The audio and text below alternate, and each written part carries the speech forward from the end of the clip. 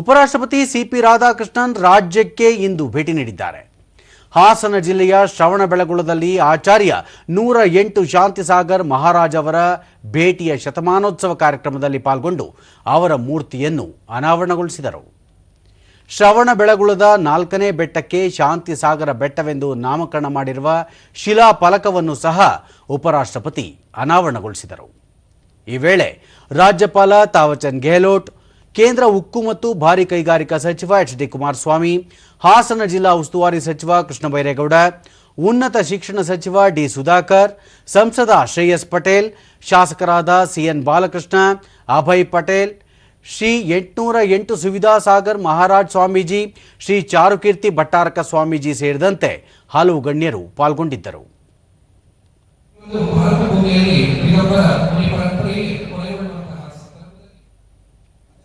ಬಳಿಕ ಉಪರಾಷ್ಟ್ರಪತಿ ವಿಶ್ವದೆಲ್ಲೆಡೆ ಸಂಘರ್ಷದ ಸನ್ನಿವೇಶಗಳು ಉಂಟಾಗಿದ್ದು ಮನುಕುಲವೇ ಅಪಾಯಕ್ಕೆ ಸಿಲುಕಿದೆ. ಇಂತಹ ಸನ್ನಿವೇಶದಲ್ಲಿ ವಿಶ್ವ ಶಾಂತಿ ಸ್ಥಾಪಿಸಲು ಜೈನ ಮುನಿಗಳ ಮಾರ್ಗದರ್ಶನ ಅಗತ್ಯವಾಗಿದೆ. ಜೈನ ಧರ್ಮ ಇಡೀ ವಿಶ್ವಕ್ಕೆ ಸತ್ಯ ಅಹಿಂಸೆಯ ಬೋಧನೆಯನ್ನು ಮಾಡುತ್ತಿದೆ. ಶ್ರವಣಬೆಳಗೊಳದಲ್ಲಿರುವ ಬಾಹುಬಲಿ ಮೂರ್ತಿಯು ಜೈನ ಧರ್ಮದ ಹಾಗೂ ಪರಂಪರೆಯ ಪ್ರತೀಕ ಮಾತ್ರವಲ್ಲದೆ ವಿಶ್ವ ಶಾಂತಿಯ ಸಂದೇಶವನ್ನು ಸಾರುವ ಸಂಕೇತವೂ ಆಗಿದೆ ಎಂದು ಹೇಳಿದರು. ಶ್ರವಣಬೆಳಗೊಳ ಹಾಗೂ ಇಡೀ ಕರ್ನಾಟಕ ಅತ್ಯಂತ ಪವಿತ್ರ ಕ್ಷೇತ್ರವಾಗಿದ್ದು ದೇಶದ ಕಲೆ ಸಂಸ್ಕೃತಿಯನ್ನು ಸಂರಕ್ಷಿಸಿ ಬೆಳೆಸುವಲ್ಲಿ ಕನ್ನಡಿಗರ ಪಾತ್ರ ಅತ್ಯಂತ ಮಹತ್ವದ್ದು ಎಂದು ಹೇಳಿದರು.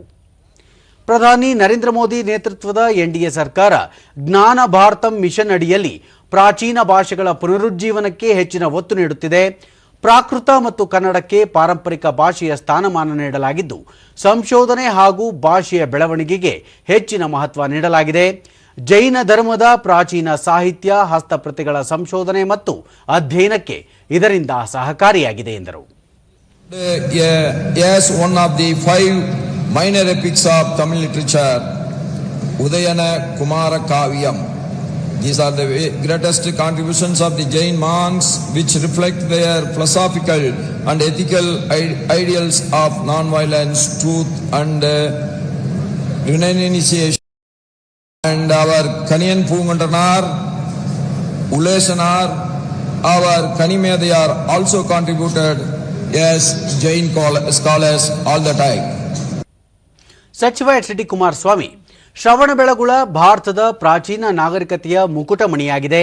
ಇಲ್ಲಿನ ಚಂದ್ರಗಿರಿಯಲ್ಲಿ 2000 ವರ್ಷಗಳ ಹಿಂದೆ ಮೌರ್ಯ ವಂಶದ ಸಂಸ್ಥಾಪಕ ಚಂದ್ರಗುಪ್ತ ಮೌರ್ಯ ಸಲ್ಲೇಖನ ವ್ರತದ ಮೂಲಕ ಜಿನಪಾದ ಸೇರಿದ ಇತಿಹಾಸವಿದೆ. ಇಂದು ಅನಾವರಣಗೊಂಡಿರುವ ಶಾಂತಿ ಸಾಗರ ಸ್ವಾಮೀಜಿಯವರ ಪ್ರತಿಮೆಯು ಮುಂದಿನ ಪೀಳಿಗೆಗೂ ಅವರು ಹಾಕಿಕೊಟ್ಟ ಸನ್ಮಾರ್ಗವನ್ನು ತೋರಿಸುವ ಸಂಕೇತವಾಗಿದೆ ಎಂದರು. Shravanabelagola is not just a place, it is a living chronicle of India's civilization depth.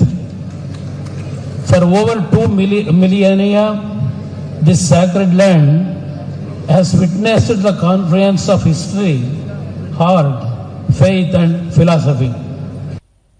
ರಾಜ್ಯಪಾಲ ತಾವರ್ಚಂದ್ ಗೆಹ್ಲೋಟ್, ದೇಶದ ಸಂತರು ಹಾಕಿಕೊಟ್ಟಿರುವ ಸತ್ಯ ಅಹಿಂಸೆ ತ್ಯಾಗದ ಪರಂಪರೆಯಿಂದಾಗಿ ಭಾರತ ಯುಗ ಯುಗಗಳಿಂದ ವಿಶ್ವ ಗುರುವಾಗಿ ಮುಂದುವರಿಯುತ್ತಿದೆ. ಕ್ರೋಧ ಹಿಂಸೆಗಳು ತಾಂಡವಾಡುತ್ತಿರುವ ಪ್ರಸಕ್ತ ಸನ್ನಿವೇಶದಲ್ಲಿ ಇಡೀ ವಿಶ್ವವೇ ಶಾಂತಿಗಾಗಿ ಇಂದು ಭಾರತದೆಡೆ ನೋಡುತ್ತಿದೆ. ಈ ಸಂದರ್ಭದಲ್ಲಿ ಭಗವಾನ್ ಮಹಾವೀರ ಸೇರಿದಂತೆ ಜೈನ ಧರ್ಮದ ಪ್ರಮುಖರ ಬೋಧನೆಗಳು ಅತ್ಯಂತ ಪ್ರಸ್ತುತವಾಗಿವೆ ಎಂದರು. चतुर्थ पर्वत का पदनाम अनावरण किया गया है, वह साधना और आध्यात्मिक ऊंचाइयों का प्रतीक है.